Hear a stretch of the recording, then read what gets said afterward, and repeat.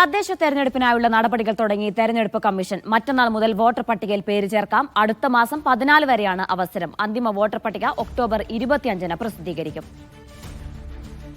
Safwan VP ചേരുന്നുണ്ട് വിശദാംശങ്ങൾ നൽകാനായി. സഫ്വാൻ, എങ്ങനെ പുരോഗമിക്കുന്ന ഒരുക്കങ്ങളൊക്കെ, മറ്റു വിശദാംശങ്ങൾ എന്താണ്?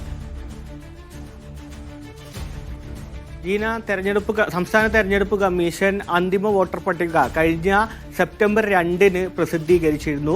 ഈ പട്ടികയാണ് വീണ്ടും പേര് ചേർക്കാൻ ഒരു അവസരം നൽകിയിരിക്കുന്നത്. കഴിഞ്ഞ ദിവസം തെരഞ്ഞെടുപ്പ് കമ്മീഷണർ വാർത്താ സമ്മേളനം നടത്തിയപ്പോൾ തെരഞ്ഞെടുപ്പ് പട്ടിക, ഈ തദ്ദേശ തെരഞ്ഞെടുപ്പിലുള്ള പട്ടിക ഒരിക്കൽ കൂടി പുതുക്കുമെന്ന് പറഞ്ഞിരുന്നു. ഇതിന്റെ ഭാഗമായിട്ടുള്ള നടപടിക്രമങ്ങളാണ് ഇപ്പോൾ ആരംഭിക്കാൻ തെരഞ്ഞെടുപ്പ് കമ്മീഷൻ ഒരുങ്ങുന്നത്.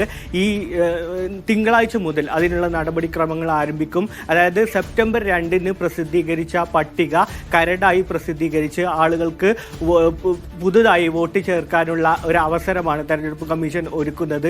ഒക്ടോബർ 14 വരെ ഈ തരത്തിൽ പേര് ചേർക്കാനുള്ള അവസരമുണ്ടാകും. ഒക്ടോബർ 25-നാകും തെരഞ്ഞെടുപ്പ് കമ്മീഷൻ ഇതിൻ്റെ അന്തിമ വോട്ടർ പട്ടികയായിട്ട് പ്രസിദ്ധീകരിക്കുക. അതായത് സെപ്റ്റംബർ 2-ന് പ്രസിദ്ധീകരിച്ച അന്തിമ വോട്ടർ പട്ടിക കരടായിട്ടും പ്രസിദ്ധീകരിക്കുന്നത് ഈ ഒക്ടോബർ 25-ഓടുകൂടി ഒരു അന്തിമ വോട്ടർ പട്ടികയായി പ്രസിദ്ധീകരിക്കുമെന്നാണ് സംസ്ഥാന തെരഞ്ഞെടുപ്പ് കമ്മീഷൻ ഇതാക്കുന്നത്. നേരത്തെ തന്നെ ഈ നവംബർ ഡിസംബർ മാസങ്ങളിൽ തെരഞ്ഞെടുപ്പ് നടത്തുമെന്ന് തെരഞ്ഞെടുപ്പ് കമ്മീഷൻ പ്രഖ്യാപിച്ചിരുന്നു. അതിൻ്റെ ഒരുക്കങ്ങളും പൂർത്തിയാക്കിയിരിക്കുന്നു. ബാക്കിയുള്ള ഈ വാർഡ് വിഭജനം അടക്കമുള്ള കാര്യങ്ങൾ പൂർത്തിയാക്കിയിരുന്നു.